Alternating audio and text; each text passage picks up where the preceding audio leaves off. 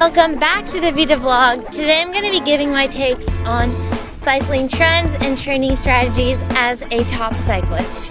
And starting off strong, we have riding trainers or indoor riding if it is not actively raining outside or snowing. I will never understand anyone who will ride inside when it is a perfectly nice day outside, or even ride indoors if it's just raining a little bit.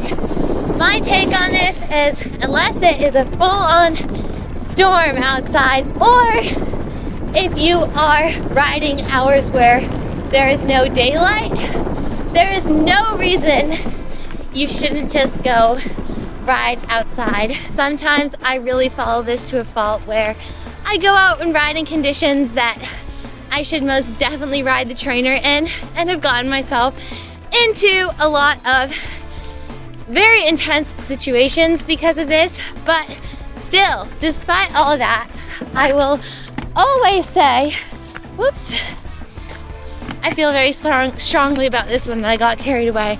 Who is consuming caffeine or coffee every day? I think that way too many people in this sport, or in general, are way too reliant on caffeine and coffee just to function throughout their normal day. And I think that if you can limit your caffeine and coffee consumption to just really important days where you want a little extra kick of energy, it can be that much more effective. I can't speak for everyone when I say this because I am so extremely caffeine sensitive to a fault, to the point of when I have a coffee, it hits my system so hard, crazy, and sometimes it's too much for me to handle.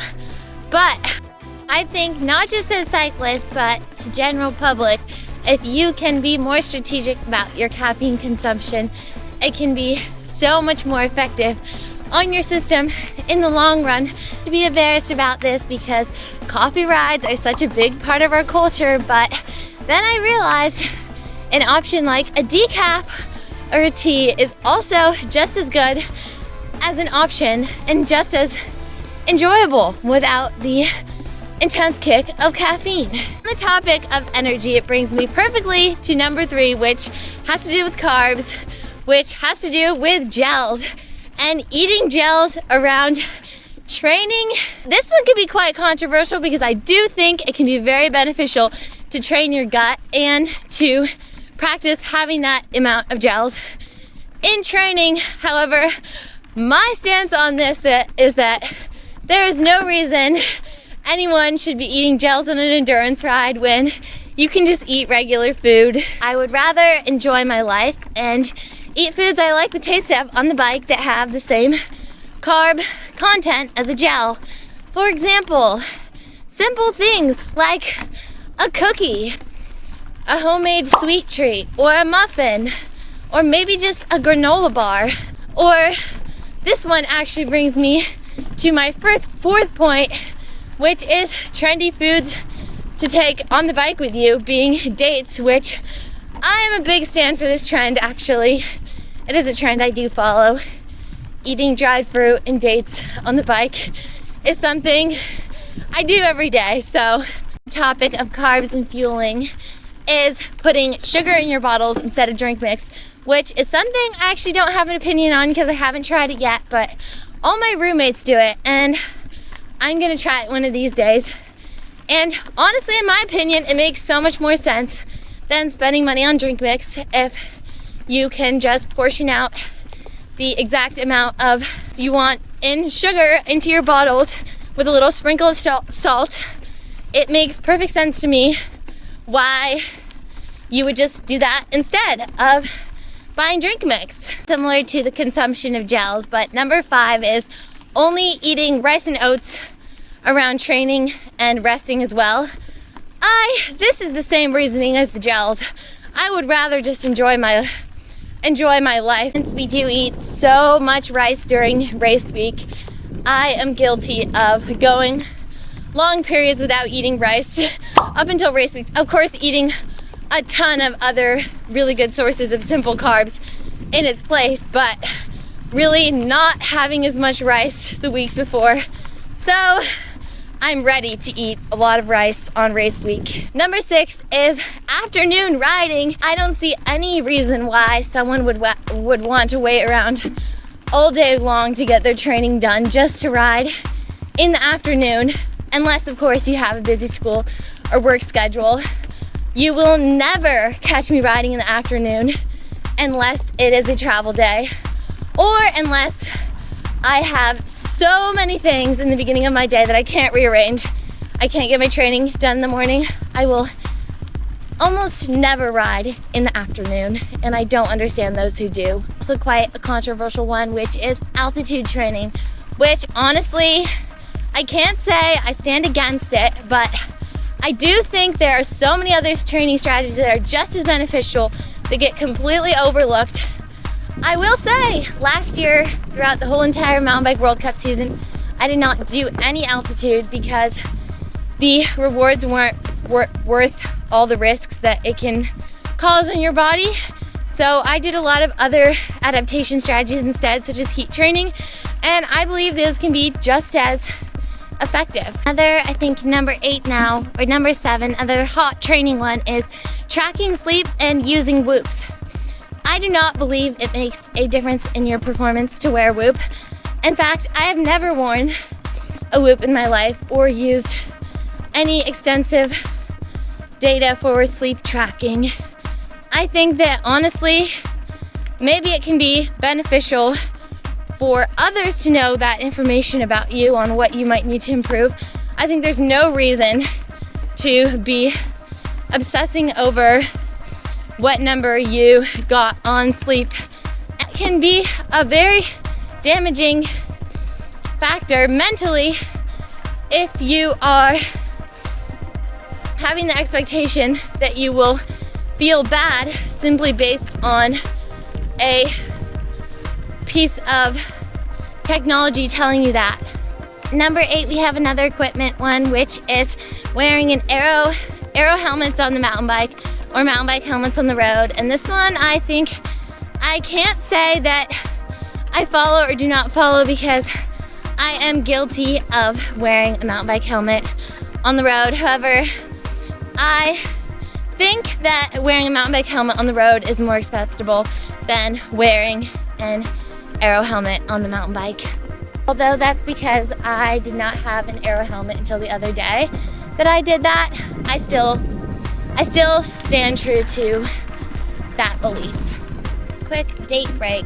Sometimes all a girl needs is a good date. Segueing into the cycling style trend category, I have quite a few that I do follow and not follow. Starting off with matching your training outfit as you would your regular outfit, and I'm definitely someone who likes to put a lot of effort into my outfits off the bike. So this is something I most definitely follow. I think it's really fun to coordinate, even if it's just little things like your scrunchie to your socks or your glasses, for example, which ties into another subcategory of this, which is hairstyles, which can be so fun to put extra effort into. I can humbly label myself as one of the first to ever race in a bubble braid before it was a trend in the cycling mountain bike world. Back in probably, I want to say 2021 now, my teammate and I tried bubble braids for the first time in one race, and ever since then, every year more and more people race in bubble braids. But that's just a little example. I love the bubble braid. I love to switch up hairstyles. I think that's something really fun.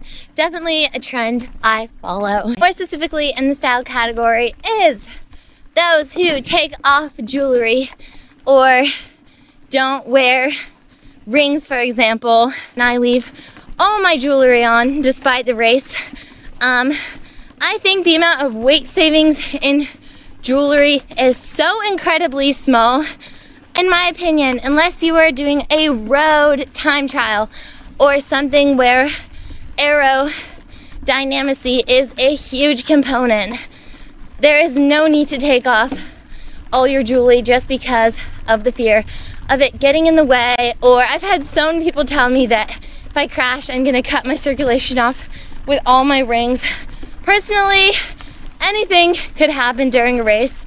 There are so many what ifs, and I think there's so many other things that could happen before me crashing and cutting off my circulation because of the rings I'm wearing. So I'm gonna keep wearing my rings and necklaces and feeling cute. To finish off this video, we have withholding and hiding training information, being scared that others are seeing your training and gonna copy what you're doing and not posting it on Strava because of that, I think is really stupid, because obviously I think that everyone has a different level of comfortability with what they decide to show and put out on the internet, but I don't believe that simply having knowledge or knowing something can create success in this sport. It really takes action and hard work, and so I think there's no harm in sharing your experiences or even what you're doing, in hopes to maybe even inspire someone else so that they might share something in that same way. So that is a trend. The last trend I do not follow. Down in the comments what your stance is on some of these cycling training strategies and trends, and let me know if you want to make a part 2 of this series, because I honestly have so many more as soon as I started thinking about them. Thanks for watching this video, and I will see you in the next Vita vlog.